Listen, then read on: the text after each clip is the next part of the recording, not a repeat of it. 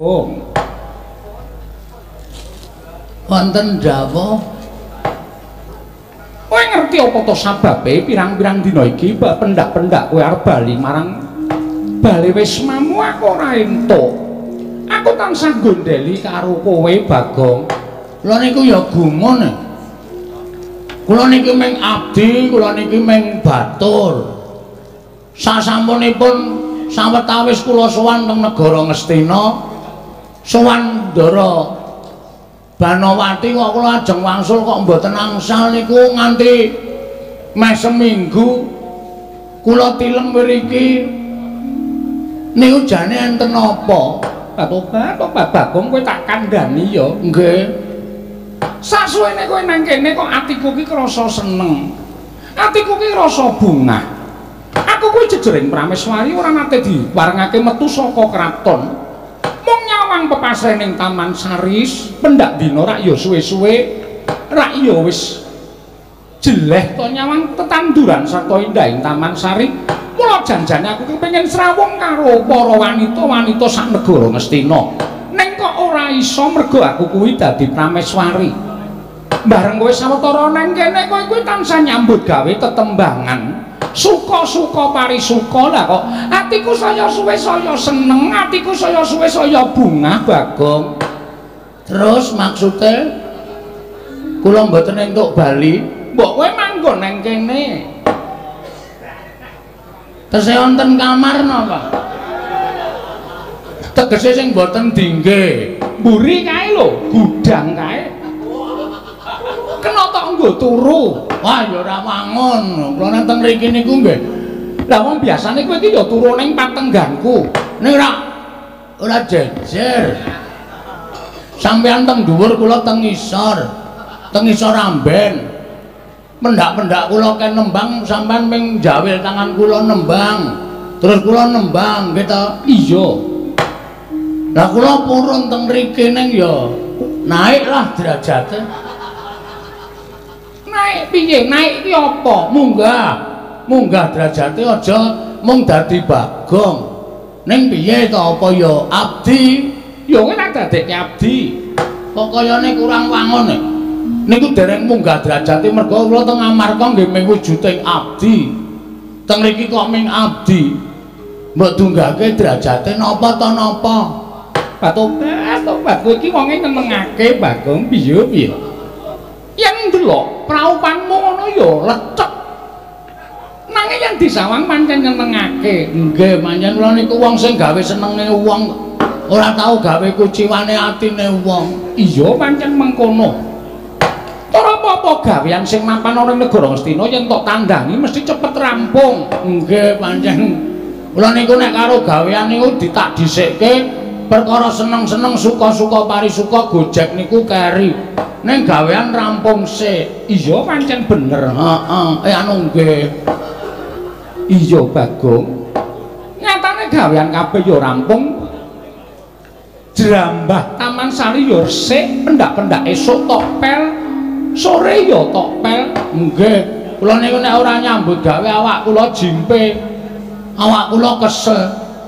Terus niki kersane pripun? Kowe rasah bali. Nun kowe rasah bali. Lah terus anak bojo kula ya wis mengko dikirimi pangan sarta dana prabaya saka kene ora usah wedi. Mengke nek kula ditakokke bojo kula ya wis sakarepmu mengko lek wangsulan sakarepmu. Ngaten mawon pripun nek upami bojo kula tak pegate. Terus kula tak teng mriki. Lah nek kowe nang kene terus bojomu sapa? Ah upama lho. Meng upama kanang ya. Sing jeneng wong ora ya sok neter ketrimane urip ing atase sak Bagong.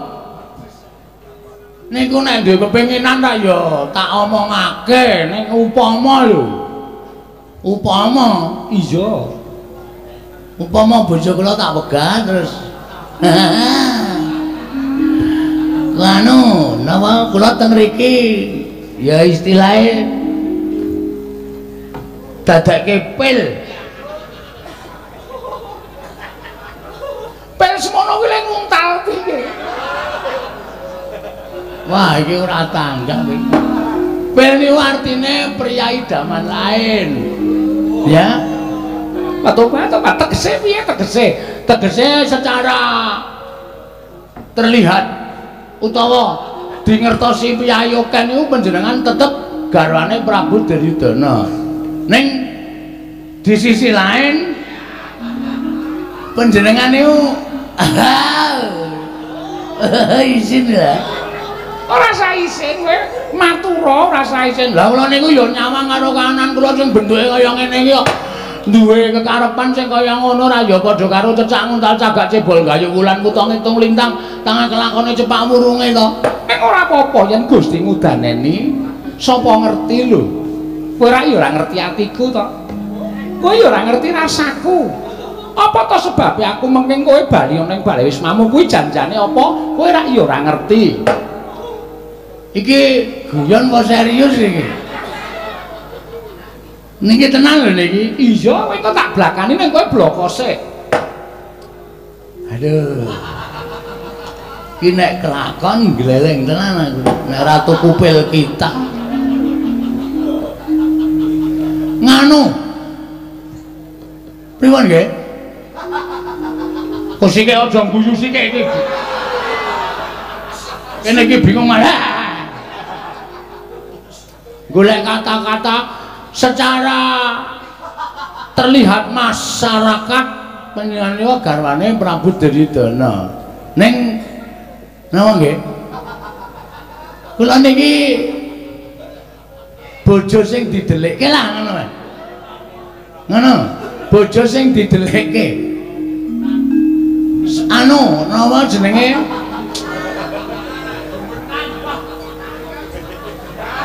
Medenan. Tobat. Dadi yen ngono kowe iki ngarepake supaya aku gelem karo kowe napa piye? Mbok menawa upama aku gelem piye? Wah, gojek. Sembrono iki. Ora, upama aku ora ngendika karo kowe upama aku iki gelem piye? Ning aja nganti kawanguran dening Sinuwun Prabu Ngastina. Kowe nang kene tetep karo aku ning pendak-pendak ana nayaka tekan kene kowe tak delikke. Oke, ora masalah.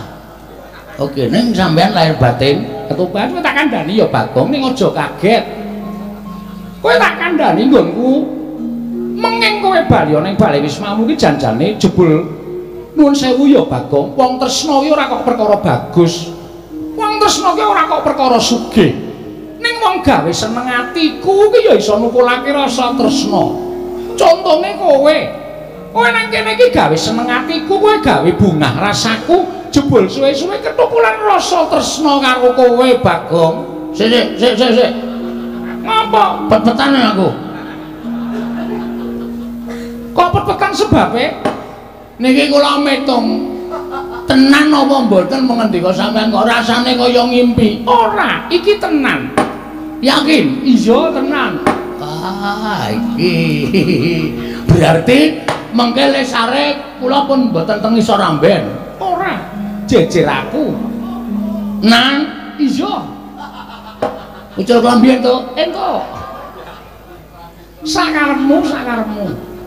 Nek ngoten kula lungguh dhuwur nggih. Iya ora apa-apa lungguhan dhuwur. Petruk karo gareng arep tak SMS. Kowe saiki nek nyebut aku Ndara, Truk. Petruk balas SMS Ndara dengkulmu atus iki. Ngayal aku wis dadi piyayi luhur ning negara Ngastina. Ning apike kowe iku ya aja nganggo sandangan kaya ngono, Bagong. Kowe iki trainingmu iki lho. Aku tak takon pirang dina kowe ora ganti? Nggih pun suwe. Kowe iki ora krasa apa piye? Training nggon bokong nganti tipis. Nganti ketok jeroane kaya ngono. Mengurung kula suwek niki. Kalang ya bendina sok nggo nglesot.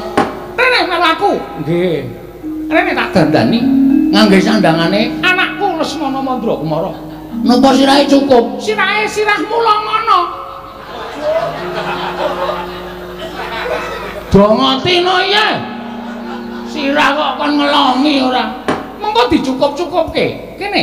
Wah, iki arep gleleng aku. Kene. Iki Tenggang. Papan dienggo nyimpen sandangane Lesmana. Oh nggih. Sampeyan teng jaba. Aku nang jaba wae. Mbok melu mlebu. Emoh. Ya lawange dibuka kula tak salin. Ora ditutup. Konjur lucu-lucu sak penake dhewe ora. Wis, nah gene wangun. Kene. Batobat ya. Bareng disandangi ora mantra-mantra abdi. Halong kire.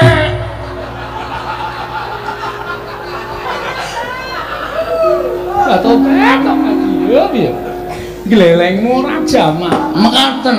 Jagat Dewa Bathara. Ya jagat pangestu ngoro. Ning nuwun sewu ya arep nganggo sandangan kaya ngono sing ora iso diapusi iki raimu. Raimu ki ora iso dipermak. Mbok disetrika. Men kita bagus. Kowe ya nyebut aku ya diajeng. Wah. Oke, gleleng tenan. Garwane pun Kakang Diamon diajeng. Kok Diamon? Lali garwane pun Kakang Diancuk diajeng. Ana ya cangkem elek wis kulina.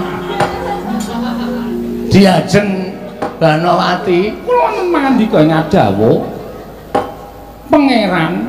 Waduh kok kaya kejuwuren nek Pangeran mbok liyane Kang Mas. Kang Mas ngono wis cukup. Wis tok antepi tenan. Nggih, tak antepi tenan. Wis tak antepi tenan. Ning kowe aja enak-enak kapi enak. Kapi mendo. Kapi enak. Tegese mergo nggonmu wani kaya ngene iki. Kowe mesti bakal totoh nyawa Bagong. Sebabe iki mesti ora ketang ana siji loro abdi wis padha ngerti lawan kahananmu tumuli mengko bakal matur marang saning Sino Prabu Ngastina. Upama matur marang Sino Prabu Ngastina yen nganti kadenangan kowe piye coba? Aku tak takon. Bebasan seduma bathuk senyari bumi. Nadyan namung seduma jembaring bathuk. Nadyan namung sak nyari jembaring bumi. Tresna kuwi uruping jiwa sing luhur. Tresna iki ora kena dijaluk, ora kena ditolak. Tresna kuwi paringane sing gawe urip, tresna kuwi paringane sing kuwasa. Mula tresna kuwi pantes dilabuhi pati. Patobat apa aku seneng karo omonganmu sing kaya ngono kuwi. Waton sampeyan utawa diajeng Banowati tetep tresna karo pun Kakang, aku tetep mbelani pati. Sapa sing arep ngriju nggonku mangon lele mangon bebrayan karo Siadi Banowati mesti aku bakal budidaya menolak. Tobat Satya kok ora iso basa Jawa. Satya blesteran. Satya saka Betawi. Sapa wae sing arep ngganggu gawe karo diajeng Banowati. Iya Pak Tobat. Ngaturake panuwun ya Raden, dene sampeyan wis bisa njaga katresnan iki. Ngopo kok keder suarane? Aku dicekeli ngene iki sing modot malah wudelku. Bodong. Bodong. Nek ngaten monggo mancing wonten ing telenging Taman Sari. Ayo tak derekake. Engko nang kono ngono ya dulang-dulangan. Inggih. Ning sampun kula mboten mong dulang sampean nuwun sewu Ngastina wis kentekan sendok sak lusin. Angger didulang katut sak sendoke, angger didulang katut sak sendoke. Arang cangkeme amba e. Sone nek dulang aku nganggo sekop. Dadi men sigar cangkeme. Mboten ngaten lho senengane ning panjenengan ngendikanipun gawe seneng gawe bombong. Aku tak dhisik. Ya. Mengko nusul. Atobat. Dinten mlaku kowe. Beda karo bojoku kowe. Bojoku ki mlaku kok nglesot ya. Kae mlaku kok iso apik banget. Monggo anggere sikile tengen napak. Kenene ngewa sikile wong kiwa napak kenene nengen ya mandung tung tung wah Yai Ratu aja nganti selak karo batinmu ingsun kang bakal nyelirani apa ya jenenge blasteri karo panjenengan Yai Ratu. Wah, lho mlebu patenggan tenan Diajeng Banowati pun kakang sumusul marang sira Diajeng.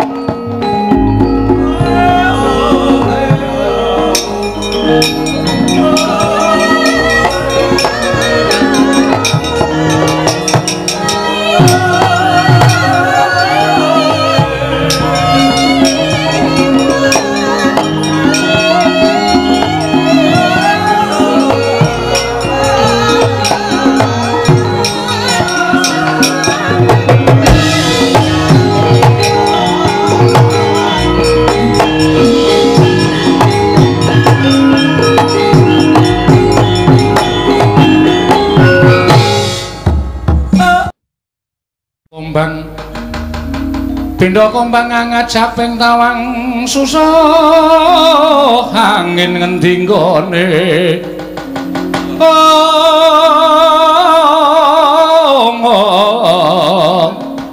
miang galing kangkung beksimi beruluke ngungkuli langit lele kentos walu gembol manyar-manyar juk ning dungkul wana dadi alas-alas dadi wana Dewante pripun Kakang Mlemban nyata sing dadi ature abdi mangsaning anak Prabu Duryudana menika wonten piyanten jaler ingkang aling-aling pasuryanipun inggih menika pun Gusti Ayu Dewi Banowati nuwun sewu Bapak Mlemban katuran karaharjan rawuhipun oh inggih wilujeng niring sambikala Paman Patih Haryo Sengkuni katuran karaharjan inggih wilujeng sababipun dinijengan dika rawuh wonten ing Taman Sari mongko mboten cecala ingkang saderengipun andadosaken ngagiat sotaning manahipun ingkang abdipun Banowati. Oh, menika ngaten Gusti Ayu.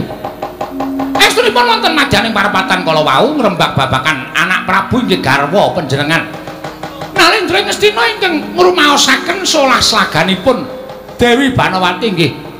Panjenenganipun Prameswari Ngastina menika benten ngaladat ingkang sampun andatosaken bingung raos ing manahipun penggalipun anak Prabu Ngastina tumunten babak angleoni jujul anusri wonten sowanipun mban ingkang ngandika utawa matur bilih Taman Sari Negari Ngastina menika wonten satunggiling priya ingkang kasingitaken dening Gusti Ayu Dewi Banowati. Kula nuwun pangapunten menapa saestu leres aturipun mban menika kala wau. Atobat. Estunipun boten wonten priya. Mboten wonten peremban. Nuwun sewu panjenengan sampun ngantos paring pangandika ingkang boten jumbuh kalian kasunyatan. Saking mriki ketingal lho Gusti Ayu ingkang mapan wonten ing wingking panjenengan menika. Kula nuwun sewu menika sinten kula aturi paring dawuh ingkang sejatos. Sampun ngantos panjenengan menika paring pangandikan ingkang semunipun nutup-nutupi darat kawontenan wonten ing Taman Sari. Katobat. Estunipun menika sanes priya. Sanes sing mapan wonten taman nanging menika abdi kula piyambak. Lho. Abdi sinten? Abdinipun para Pandhawa inggih menika pun Panakawan Bagong. Lho.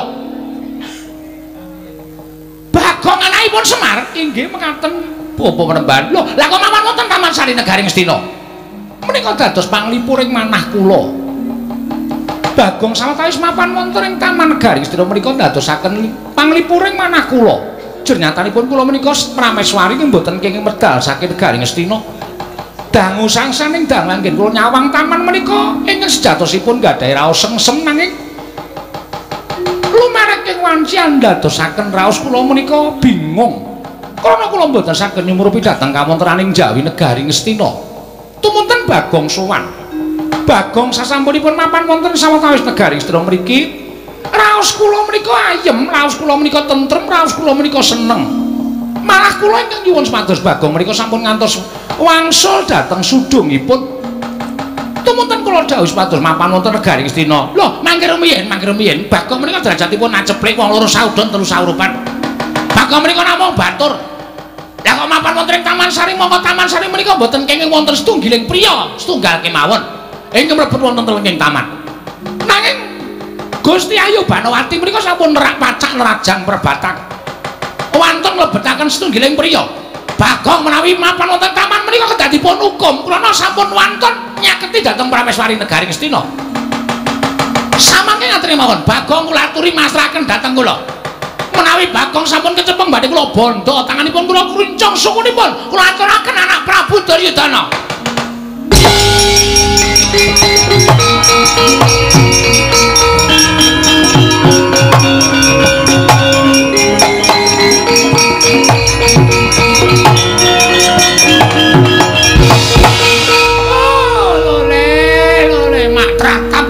Nek Setyaki Setyaki ora ini kaya ember kaya lho ya lha kok dadi isa kaya ngono-ngono nuwun sewu Gusti Ayu menika ngagem busananipun sinten Panci Bagong kula maringi busananipun inggih menika anak kula pun Lesmana Mandra Kumara wah lah saya kemewat saya ngias karo wong Ngastina ing atase derajate ngaceplik kula saudon telu saurupan lah kok wani ngagem busananing putra nata Ngastina Bagong Penemban Durna. Iya, dasar para nyata. Aku Begawan Durna, tepungke Satria Bajahita. Baca-baca dengkulmu melecat kira. Kowe iki Bagong, arep nganggo nyandang kaya apa wae iki raimu kuwi ora iso diapusi. Raimu ora iso ngapusi karo sapa wae kowe iki jejering Bagong. Wis, rasa dadak kowe kan gunung tanpa guna. Kowe ngopo mapan ning Taman Sari Negara Ngastina? Lho. Kowe ora entuk undangan lho. Lho, undangan apa? Lho aku wis ijab karo Yai Dewi Banowati. Iya. Ora sayang-iyong sengkune arep ngopo kowe? Asli nek ora percaya takono Dewi Banowati. Dewi Banowati iki garwa Nata Ngastina, wis ngerti. Ning ngoyong apa? Penggaling Dewi Banowati mergo dadi garwaning Prabu Duryudana. Prameswari ora entuk metu saka kraton ming kaya dikunjara ning jero Taman Sari. Tumuli aku sing iso nglipur atine Dewi Banowati terus aku disengkake ngaluhur dadi pria idaman lain karo Dewi Banowati. Tegese kowe ngrebut Dewi Banowati saka astaning anak Prabu Duryudana. Ora ngrebut. Sing seneng ki kene sike. Lho. Ora percaya kowe? Yayi, wonten dawuh. Kowe tresno sik to karo aku? Inggih, rungane kupinge. Aku ngrebut wae, ora mungkin Bagong ki wong jujur. Aku ora tau ngrebut, aku ngrebuti pisan bojone Gareng Cok lagi. Mergo kok kaya ngawe-awe. Nek anggone kakangku dhewe ora masalah. Tobat. Konjur kaya ngono lho ning ngendika. Wis kowe meneng. Aku wis tetep ngantepi seduma bathus nyari bumi. Tresnan kuwi gondol nyawa tak lakonane. Ora ao. Arep ngopo kowe rene? Aku arep nyekel karo kowe. Lho. Aku padake kewan apa piye dicekel? Menungso. Nek pancen kowe iso ngalahke Bagong, kowe kena bondo tanganku merincong sikile Panakawan. Metu aja metu tandangi legane ati.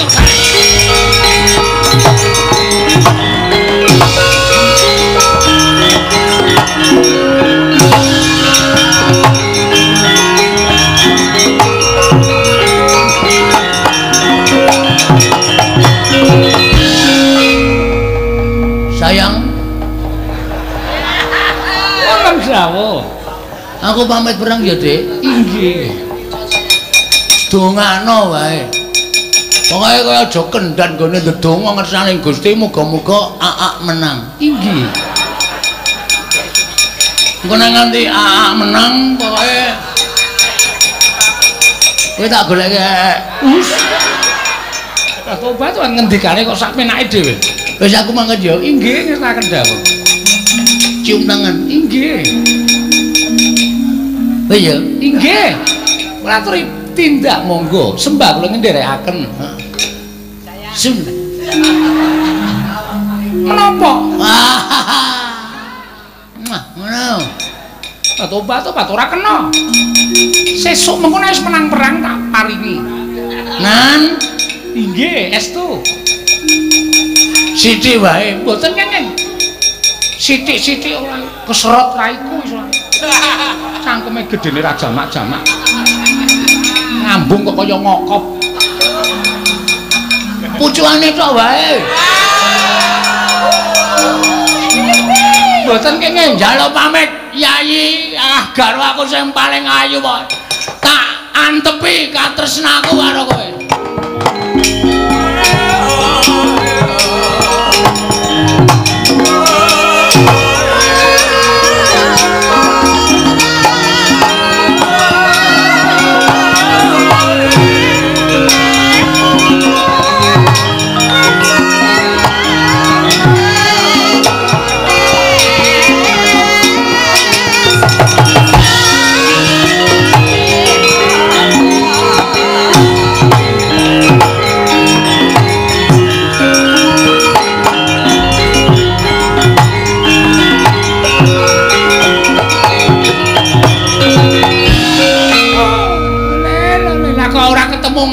Di kula dhewe ya gumun lah kok nganti kaya ngene kahanan negara Ngastina menika mangke nek nganti kawanguran anak Prabu Duryudana apa rasa ya lingsem ing atase ana priya sing mani wantun ngewat dateng Dewi Banowati kemawon kok ming Bagong niki lho. Oh, pancen wong ora nganggo akal.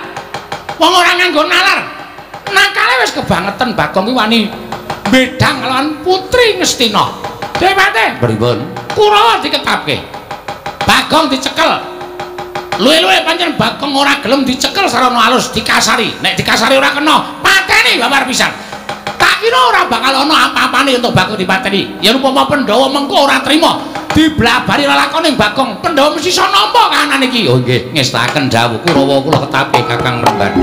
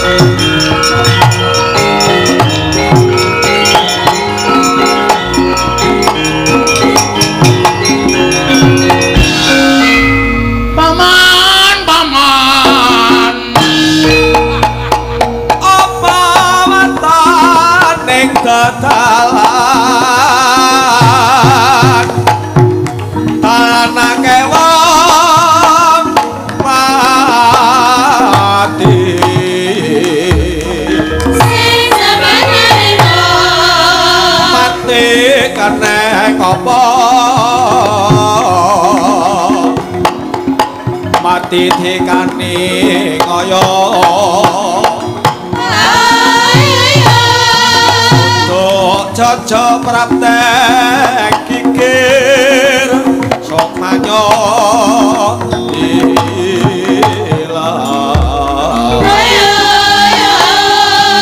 raganyo terus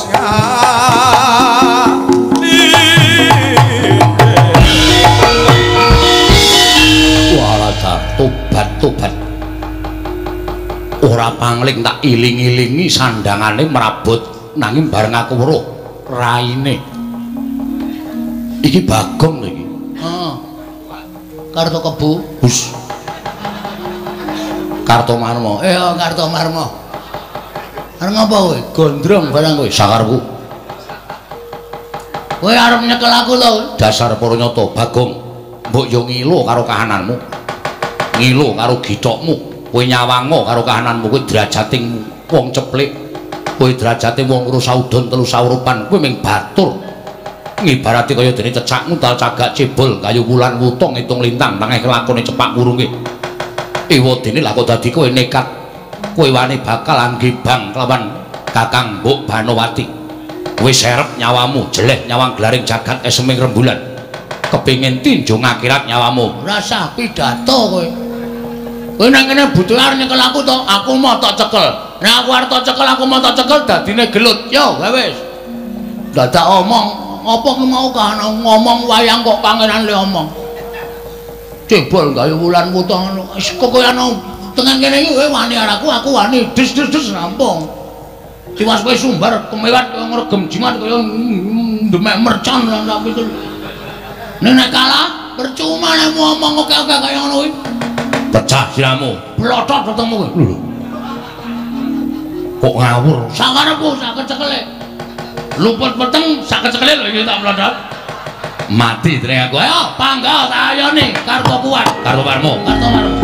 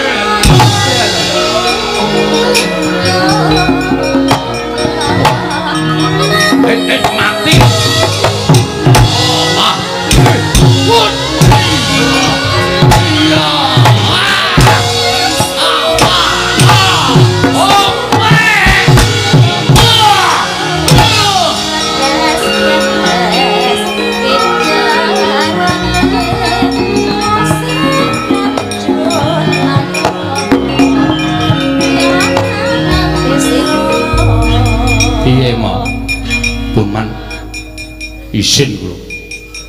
Isin piye? Ngatasipun kula menika Pangeran Pati.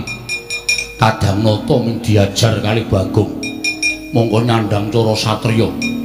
Raine elek ning digdaya. Perange kok ya iso trampil. Bagong ki panakawane Janaka. Mula nek perang trampil ki mesti tiru Janaka. Kula menika gumun. Kula menika latihan saben dina kok ora iso ngalahke Bagong. Lah kowe latihan keroncong. Wong perang kok malah latihan keroncong. Amuk Suramrata Jawrata imbang yen padha ngono. Ayo. Iki Angling Darma. Saya edan. Ayo sengkune yen maju ae. Aja Kurawa sing cilik-cilik, sing gedhe sisan. Aku rugi namung musuh Karto Marma, Karto Denda, Kartipeya, Karto Nyaur. Karto Nyaur, Pak. Mbangane kedendra. Ayo kene kerubutan legane atiku ora bakal tinggal loncat.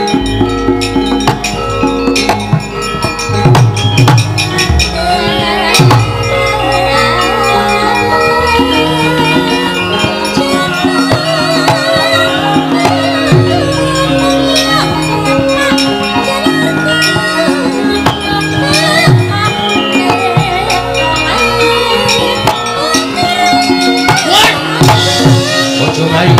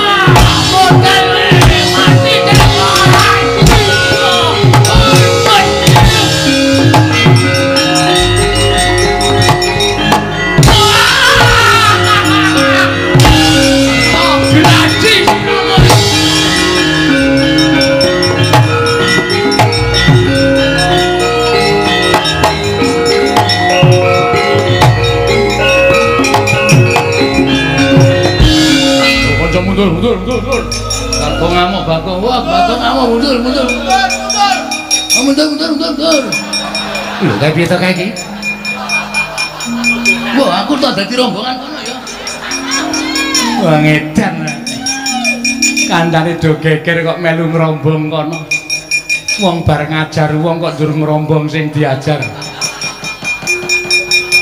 Piye? Gleleng ta aku? Ayo aja meng Karto Marmo karo sing cilik-cilikan. Sapa sing gedhe dhewe jenenge? Dursasana. Nah, Dursasana kan tekan kene. Remuke raine. Aduh. Sumbarmu kok kaya ya tak tunggu. Aku nek kesuwen leren males lho ni. Kudu cek-cek lho, aku nek leren kono wis wegah perang, oh tenan aku wis meng tengok-tengok ora udut. Nek dadan angel. Dijak meneh wis mau.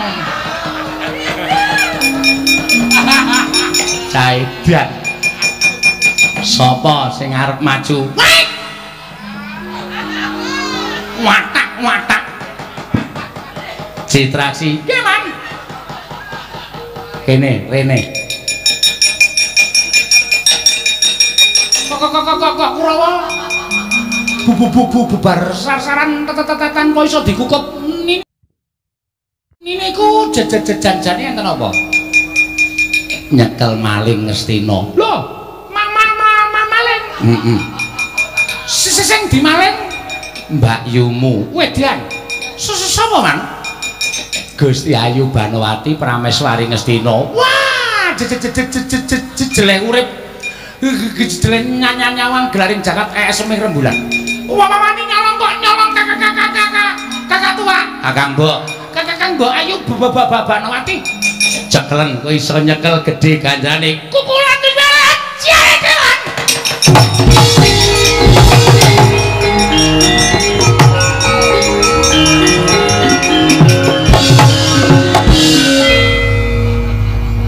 Munggo gawa plinteng tak plinteng sirahe. Makne cilik kok ditabrak sak penake dhewe. Ayo tak keploki saka kene, Cil.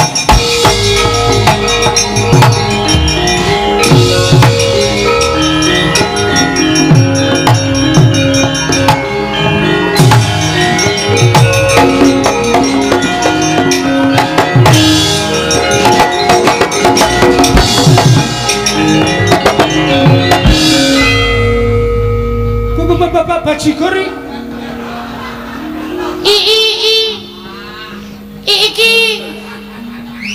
iki ra Bagong kok pancen kepalanya ta iki ra Citra Menggala Citraksi ayo war nyekel aku nek ngerti kowe malinge aku ora melu-melu soale aku nek karo kowe iki mbok modar nek wani. Ngopo kok cenenangan tekan kene? Tak kira nek dudu kowe kok malinge. Malinge aku. Aku wis rabi karo Dewi Banowati. Wasmi. Mosok Asli ra ngapusi. kok kowe rabi karo Kakang Mbok Ayu baba. Bajindul anu Baba Banowati. Heeh. Piye? Arep apa? Arep nyekel aku. Ora. Nek ora ngopo nang kene? Nek kowe niat tenan ya wis ora dadi masalah. Nek kowe seneng tenan karo Kakang Mbok Ayu Banowati ya wis ora masalah. Sing penting padha bahagiane. Kakang Mbok Ayu Banowati ya bahagia, kowe ya bahagia. Tak dongake sakinah mawaddah warahmah. Muga-muga tekan kaken nini lara mata. Ninen. Ana, nek pancen kowe setuju karo aku, kowe aja nyekel karo aku. Pepenake aku tak bali wae, Bakong.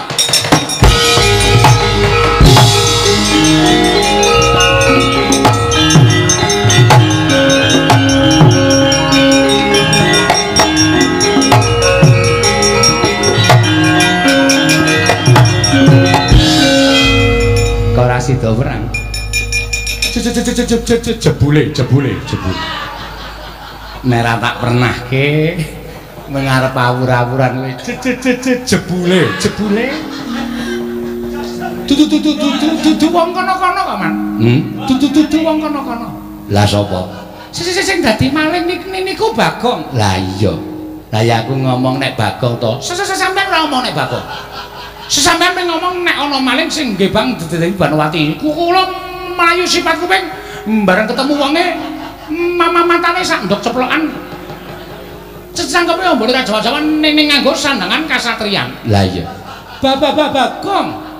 Lah terus tak dongake ana bledek nyambro ndasmu. Sing ngapik nek ngomong. Karo anake kok kaya ngono lho. Aku nggagas kowe iki suwe-suwe iso mangkel lho, Dik. Lara sirahku. Saiki aku tak takon karo kowe. Memang takon ning aja angel-angel. Ya. Banowati iki sapa? Mbak Yu kula. Kuwi bojone sapa? Bojone Kakang Prabu Duryudana. Lah iya. Terus nek Mbak Yumu bojone kakangmu dipek Bagong kuwi kowe ikhlas ora? Tergantung sing lakoni. Tergantung sing lakoni piye? Nyatane Bagong iso dhaup karo Dewi Banowati, ateges Dewi Banowati ya gelem karo Bagong. Ya wis, nek diparani wong seneng padha seneng kejaba mung ditirabekke. Sampeyan rasa ganggu karo Bagong. Nek kakangmu Nalindra Ngastina ngerti apa ora nesu?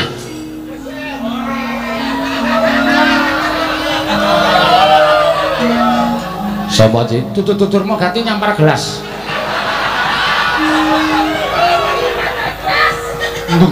Gobek ra karo-karoan. Ayo. Rumah saku Pun mantan tandangi kula mboten ajeng melu-melu. Pun monggo. Kula ora arep melu-melu. Dur, Nun.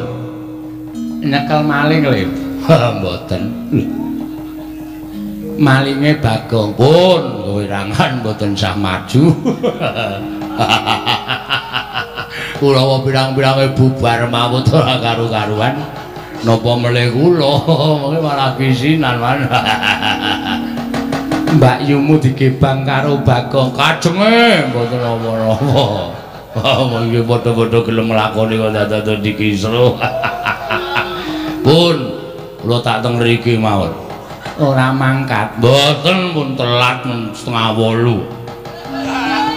Kaya sekolah wae rumangsang Kakang Penemban Durna. Lole Bagong ora pasrah bongkoan tiban cudamane ora jeblok wae kamu cepetan kono.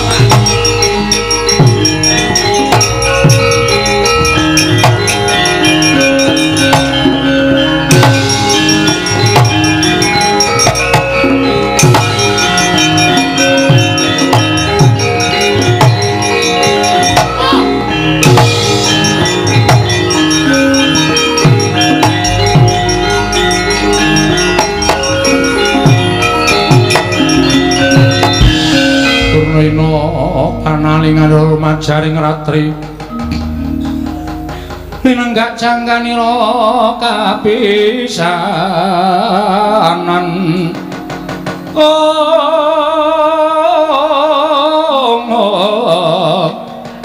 aning perang Bratayuda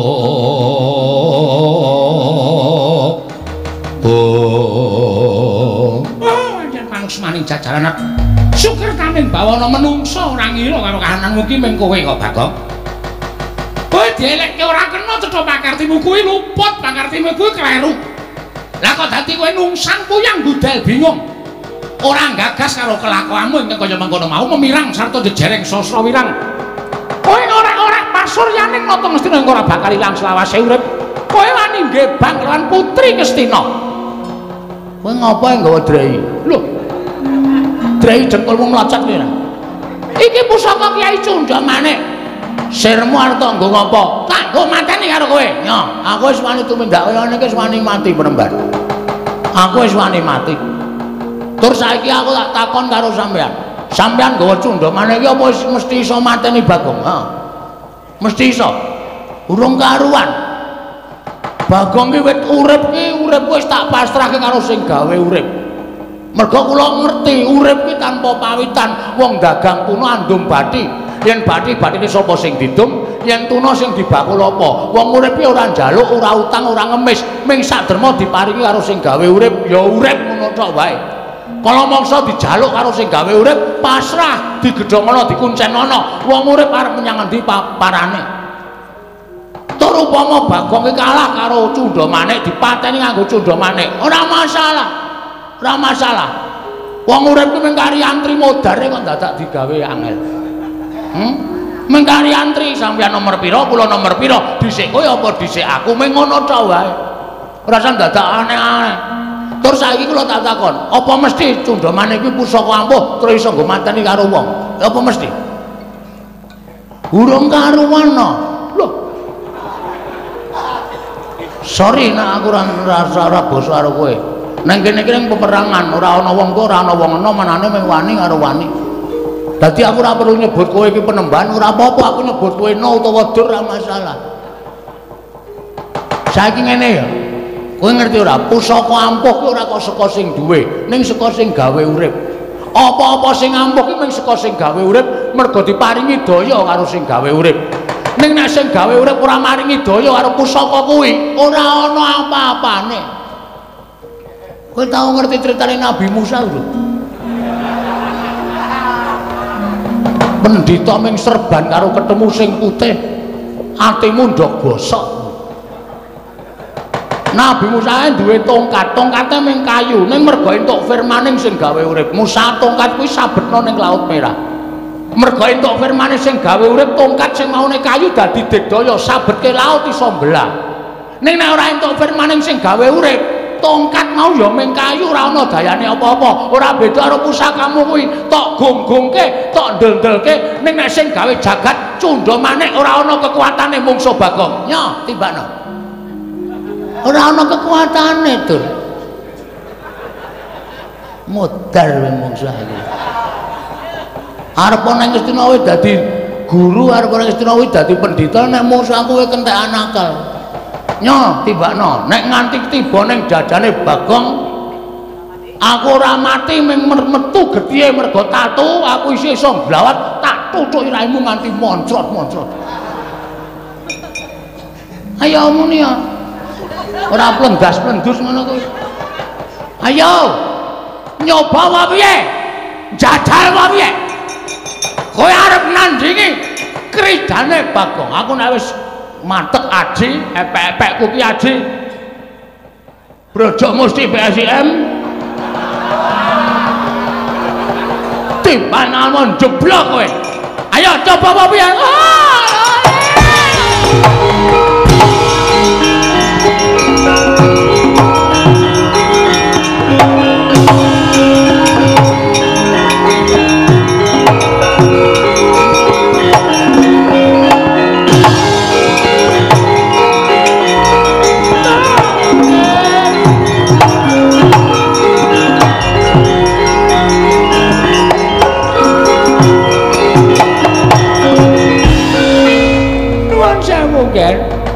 Kula ingkang sowan nggih mapunten Bawan Banduna. inggih. Kabaripun pripun? Aturimban ing Taman Sari Negara Ngastina menika wonten Duratmaka. Wujuding priya ingkang ngantun nggih Bang lawan Yayi Ratu Banowati. Napa kabar niku kala wau bener napa namung kandheng kabaran? Oh, estu nggih. Estu. Wonten priya wonten nggih Bang lawan Yayi Banowati. Lho, nyata? Inggih, nyata saestu. Sapa menungsan sing wani-wani nggih Bang Ratu Banowati? Mboten sari kejawi namung abdi panjenengan piyambak. Abdinipun para Pandhawa. Remban. Mboten jawab. Sampeyan ampun ngawu gawar ngawur. Ampun gawe perkara. Lho, mboten kula nyumurupi piyambak kok, nggih. Kula nyumurupi piyambak. Sapa sing wani nggih Bang Ratu Banowati? Bagong Garwa, iblis ana Bagong glendang mati.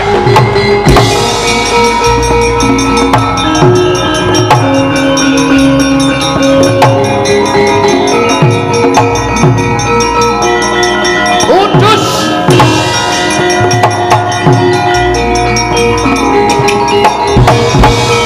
Wah, iki nek sing nesu iki gawat tenan. Anggris muni tuku bes laknat. Lugu karepe Bagong glandang nenggala seru banget lek omong. Aku ya ora iso mejang nek karo iki. Prabu Baladewa, kowe ngerti critane Nabi Musa? Nyandasmu. Yes. Modar iki. Ora iso dijawabi aneh iki. Ini ora ditandingi nganggo kekuataning Bagong. Nek pancen niatku iki diayomi harus sing gawe urip, nek pancen niatku iki pancen ya istilahnya ya dinggo selingan lah ngono nek mesti aku iso diayomi harus sing gawe urip. Wis tak pasrahke patiku. Nek dewa urung ngeparengake Bagong tekaning mati dina iki mesti aku duwe cara nandingi nata Mandura Prabu Baladewa.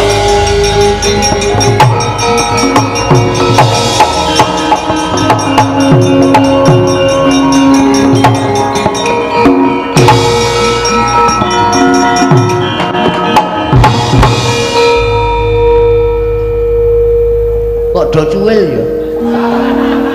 Mbok nek njuku wayang ki sing apik, Nduk. Sing anyar-anyare akeh kok. Tuwa-tuwa kaya ngene kon metu.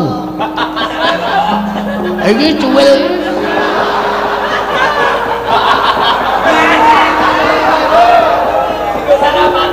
Apa? Paling karepe iki wo masem. Tuwa. Tuwa kae saiki nek tuwa ki sing ngerti ki saiki meng anu jenenge iki kolektor wayang nek masyarakat umum ngertine wayang ya gebyar. Ngono, sok nek ngono kuwi. Ha iki mesake ngono nek piper meneh malah cilaka. Hah, arep kapamu kapan? Tandhi legane atiku strayoli binatang gembira loka. Nek cara biyen ngono iki aku ora hafal. Ngapalke nesune Baladewa cara biyen strayoli binatang strayoli September, Oktober, November, Desember. Bisa hitung-hitung sasi. Ayo, iki Prabu Baladewa. Tandana lekat kane atiku malah.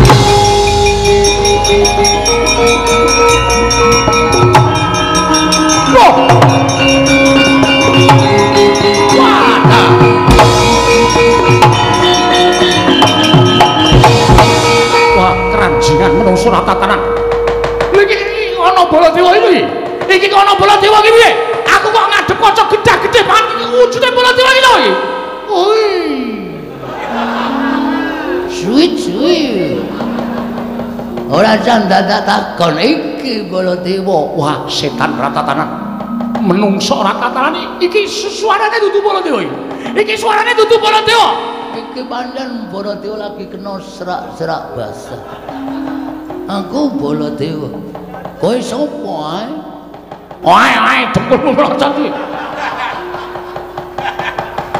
Iki Bagong iki. Ngawur. Ora tau ndelok wayang kowe ya. Iki ngene iki ya Baladewa kene kok Bagong. Mosok Bagong kok mosok kaya ngene melu gara-gara. Wah, caturan. Lho ora caturan kok omong terus. Kowe gelem masrahke awakmu apa ora? Piye? Kowe gelem masrahke awakmu apa ora? Lho, aja ngawur Baladewa. Karemu piye? Sirmu piye kowe omong kaya ngono? Menungso ora tenan. Aku kagungan pusaka Kyai Nenggala, Kyai Alugala. Wah, tamake jajamu jeblok mati dening aku. Ayo, tamakno. Ora usah mengko ki omong. Wis kaya bakul obat.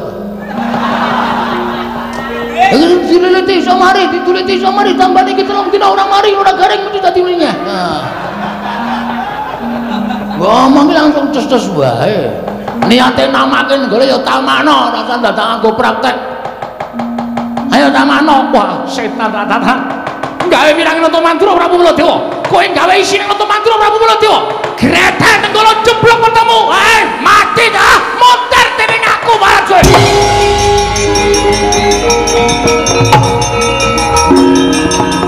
Mati dening aku menuju Rama.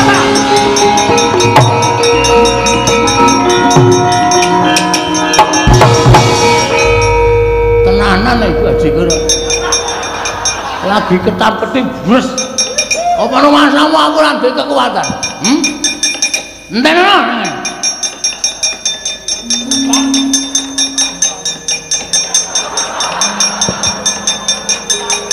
Kowe nggawa Nenggala iki Kyai Senso. Nenggala karo Senso menang endi? Kane aji kaya. Wah!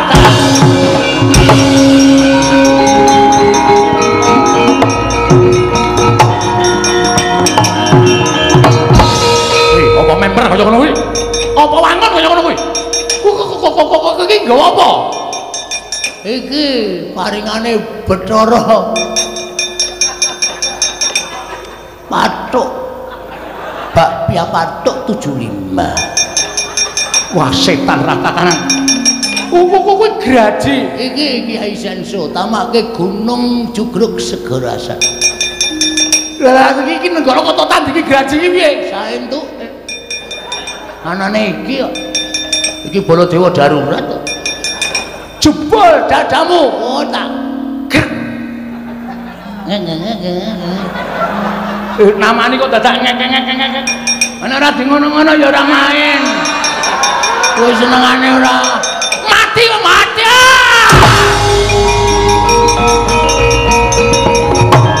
Wah, menungso.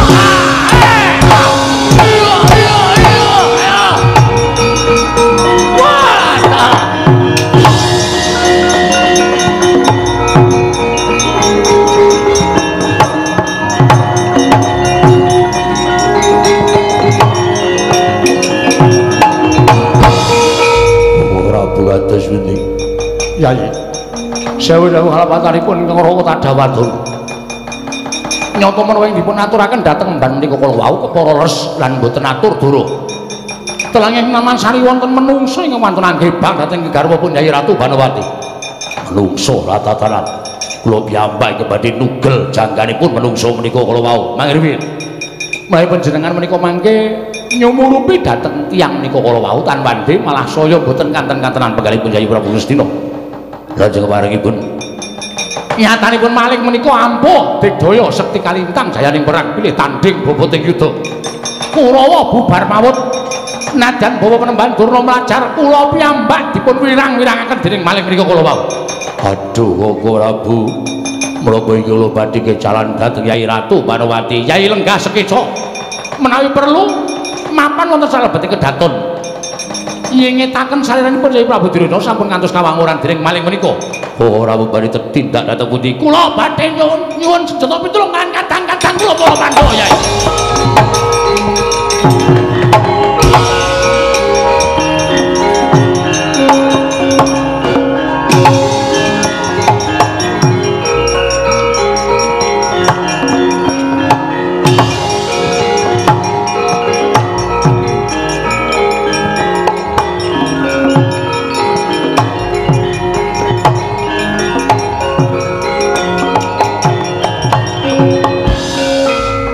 Hangglo sesumbar lindu bumi kuncing kumaluduk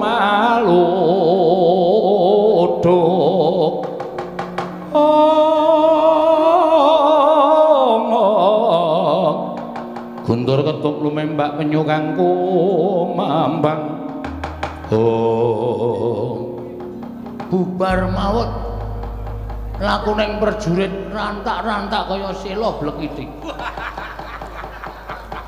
sela ning watu blekiti ratu ning semut kaya ratu ning semut kemblekan watu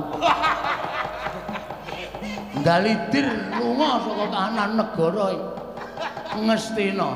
Yai Banowati pun kakang saya petekana diajeng